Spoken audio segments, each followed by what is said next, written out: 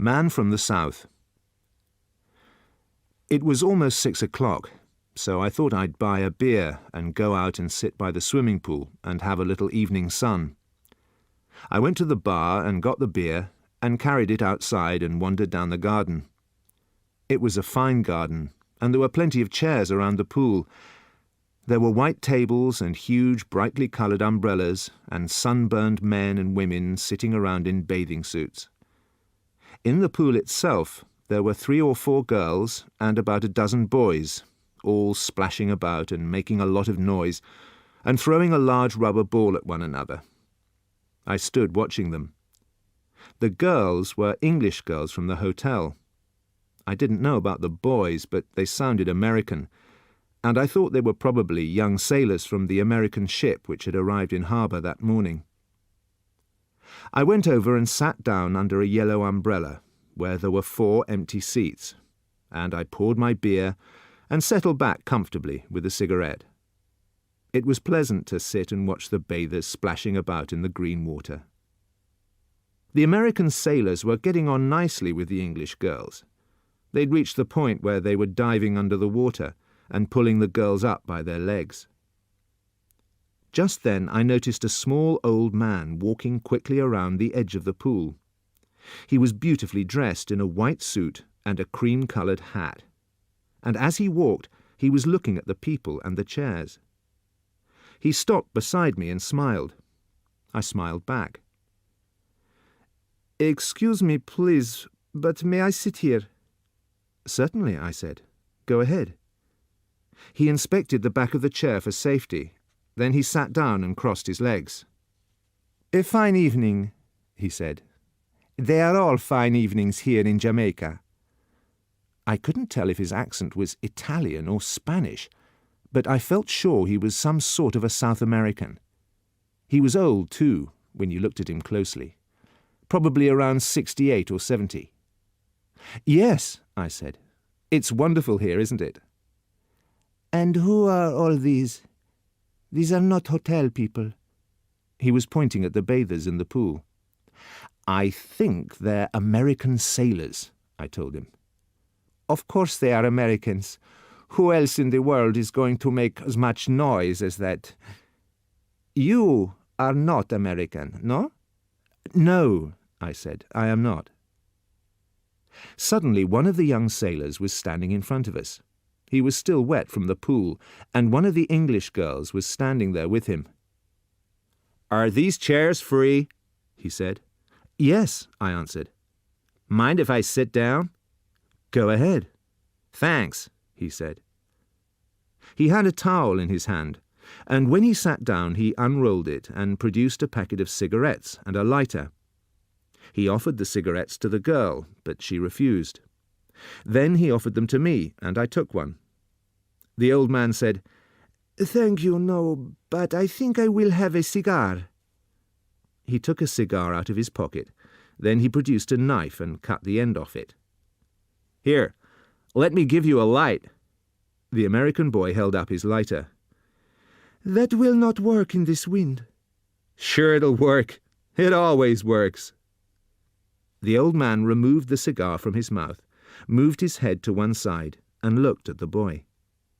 "Always?" he said slowly. "Sure, it never fails. Not with me, anyway." "Well, well. So you say this famous lighter never fails. Is that what you say?" "Sure," the boy said. "That's right." He was about 19 or 20, with pale skin and a rather sharp nose. He was holding the lighter in his hand, ready to turn the little wheel. He said, "I promise you, it never fails." "One moment, please." The hand that held the cigar came up high as if it were stopping traffic. "Now just one moment." He had a curiously soft voice and kept looking at the boy all the time. He smiled. "Shall we not make a little bet on whether your lighter lights?" "Sure, I'll bet," the boy said. "Why not?" "You like to bet?" "Sure, I'll always bet." The man paused and examined his cigar. And I must say I didn't much like the way he was behaving.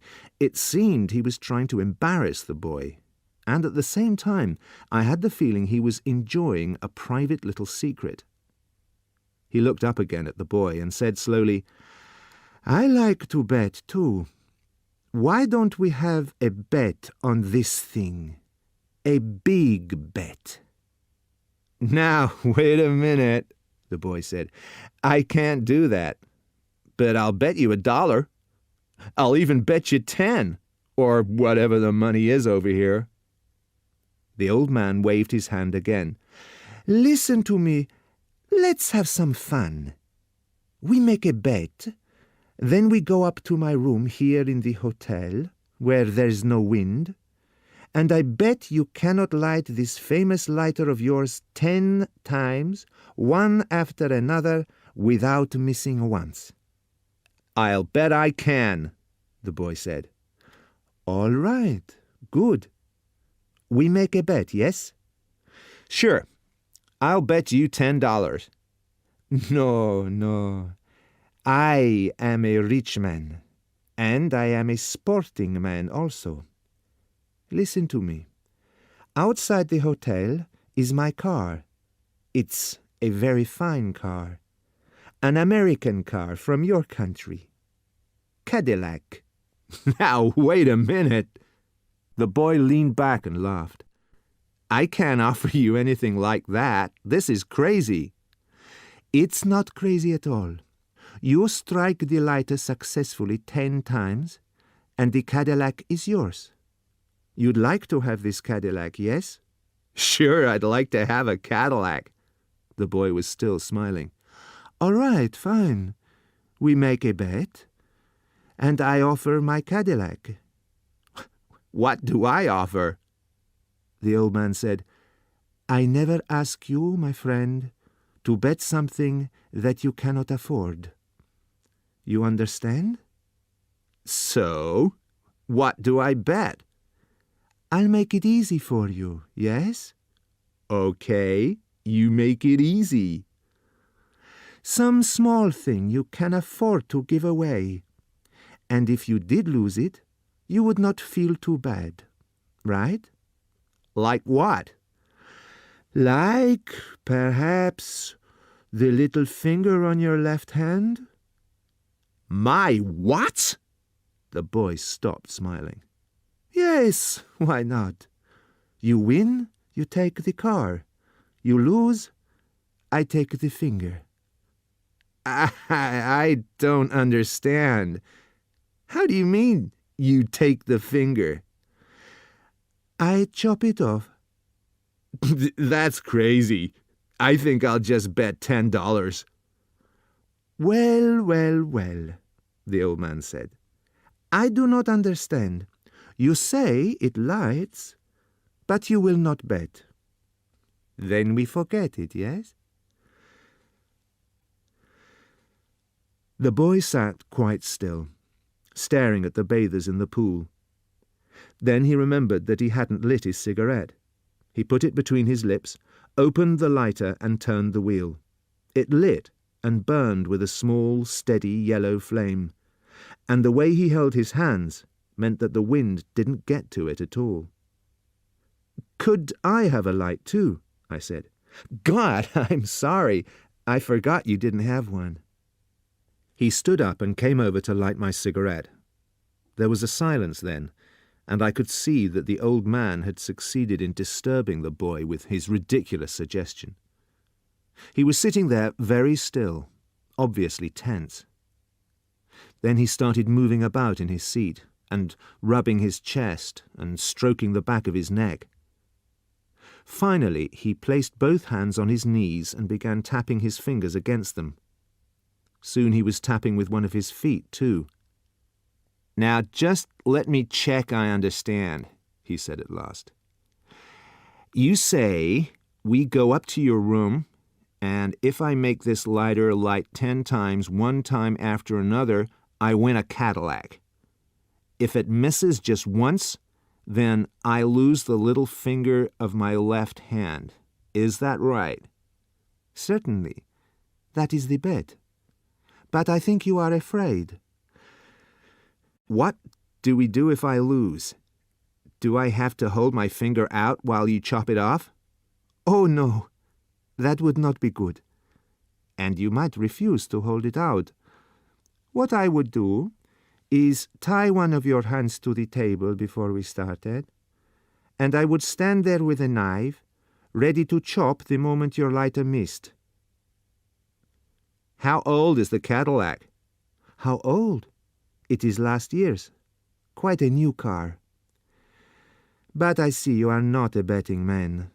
Americans never are. The boy paused for a moment, and he glanced first at the English girl, then at me. Yes, he said suddenly. I'll bet you. Good. The old man clapped his hands together. Fine, he said. We will do it now. And you, sir, he turned to me, you would perhaps be good enough to, what do you call it, to referee. Well, I said, I think it's a crazy bet. I don't like it very much. Neither do I, said the English girl. It was the first time she'd spoken. I think it's a stupid, ridiculous bet. Are you serious about cutting off this boy's finger if he loses? I said. Certainly I am. Also about giving him my Cadillac if he wins. Come now. We will go to my room. Would you like to put on some clothes first? He said to the boy. No, the boy answered. I'll come like this. Then he turned to me. I'd consider it a favor if you'd come along as a referee. All right, I said. I'll come along, but I don't like the bet. You come too, he said to the girl. You come and watch. The old man led the way back through the garden to the hotel. He was excited now, and that seemed to make him walk with more energy. Would you like to see the car first? It's just here. He took us to a pale green Cadillac. There it is, the green one. You like? That's a nice car, the boy said. All right. Now we will go up and see if you can win her. We all went up the stairs and into a large, pleasant double bedroom. There was a woman's dress lying across the bottom of one of the beds. First, he said, let's have a little drink. The drinks were on a small table in the far corner, all ready to be poured, and there was ice and plenty of glasses. He began to pour the drinks, and then he rang the bell, and a little later there was a knock at the door, and a maid came in. Ah, he said, putting down the bottle and giving her a £1 note.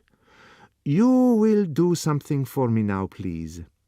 We are going to play a little game in here, and I want you to go off and find for me 3 things. I want some nails, I want a hammer, and I want a big knife, a butcher's knife, which you can borrow from the kitchen. You can get these, yes? A butcher's knife? The maid opened her eyes wide.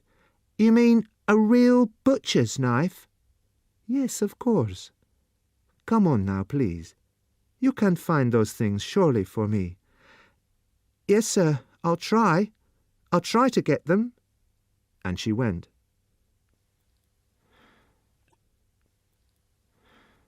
The old man handed round the drinks. We stood there drinking. The boy, the English girl, who watched the boy over the top of her glass all the time, the little old man with the colourless eyes standing there in his elegant white suit, drinking and looking at the girl. I didn't know what to think about it all. The man seemed serious about the bet, and he seemed serious about the business of cutting off the finger. But what would we do if the boy lost? Then we'd have to rush him to hospital in the Cadillac that he hadn't won. It would all be a stupid, unnecessary thing, in my opinion. Before we begin, the old man said, I will present to the referee the key of the car. He produced the key from his pocket and gave it to me. The papers, he said, and the insurance are in the pocket of the car. Then the maid came in again. In one hand she carried a butcher's knife, and in the other a hammer and a bag of nails. "Good! You got them all. Thank you, thank you. Now you can go." He waited until she had gone.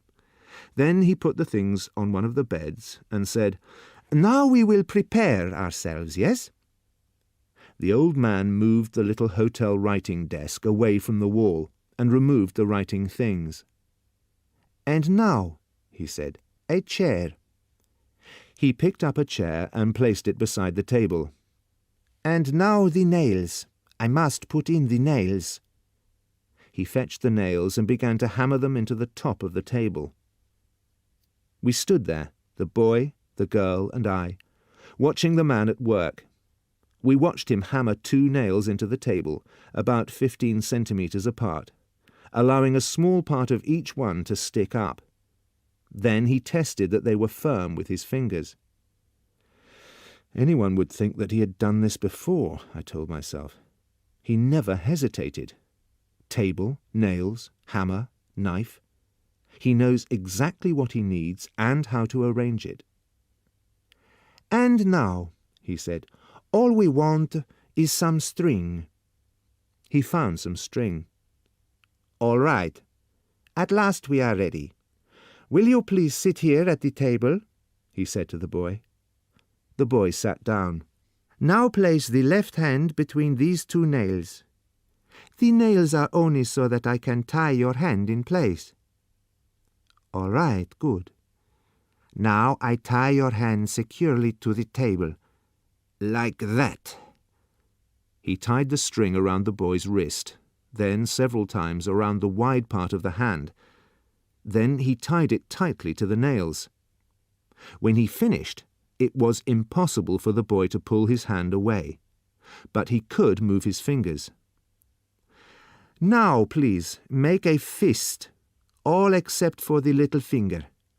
You must leave the little finger sticking out, lying on the table." "Excellent, excellent. Now we are ready. With your right hand, you light the lighter. But one moment, please." He hurried over to the bed and picked up the knife. He came back and stood beside the table with the knife in his hand. "We are all ready," he said. "Mr. Referee, you must say when to begin." "Are you ready?" I asked the boy. "I'm ready." "And you?" to the old man. "Quite ready," he said, and he lifted the knife up in the air and held it there about 60 centimetres above the boy's finger, ready to cut.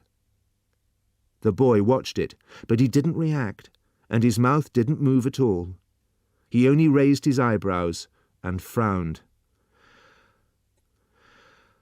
"All right," I said.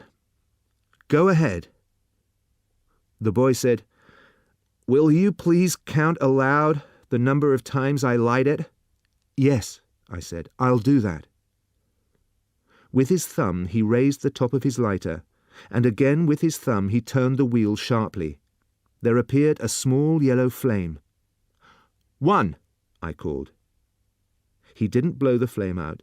He closed the top of the lighter on it and waited for perhaps 5 seconds before opening it again. He turned the wheel very strongly, and once more there was a small flame. 2. No one else said anything. The boy kept his eyes on the lighter. The man held the knife up in the air, and he too was watching the lighter. 3. 4. 5. 6. 7. Obviously it was one of those lighters that worked. I watched the thumb closing the top down onto the flame. Then a pause. Then the thumb raising the top once more. The thumb did everything. I took a breath, ready to say 8. The thumb turned the wheel. The little flame appeared. 8, I said. And as I said it, the door opened. We all turned, and we saw a woman standing in the doorway. A small black-haired woman, rather old, who stood there for about 2 seconds, then rushed forward shouting, "Carlos! Carlos!" She grabbed his wrist, took the knife from him, threw it on the bed, took hold of the man by his jacket, and began shaking him with great strength, talking to him fast and loud and fiercely all the time in some Spanish-sounding language. She pulled the old man across the room and pushed him backwards onto one of the beds. "I am sorry," the woman said. "I am so terribly sorry that this should happen." She spoke almost perfect English. "It is too bad," she went on. "I suppose it is really my fault. For 10 minutes I left him alone to go and have my hair washed, and I come back, and he is doing it again." The boy was untying his hand from the table. The English girl and I stood there and said nothing. "He is a danger to others," the woman said. "Where we live at home, he has taken altogether 47 fingers from different people, and he has lost 11 cars. In the end, they threatened to put him away somewhere. That's why I brought him up here." "We were only having a little bet," whispered the old man. "I suppose he bet you a car?" the woman said. "Yes," the boy answered. "A Cadillac." "He has no car. It's mine. And that makes it worse," she said. "He has bet you when he has nothing to bet with. I am ashamed and very sorry about it all." She seemed a very nice woman. "Well," I said, "then here's the key to your car."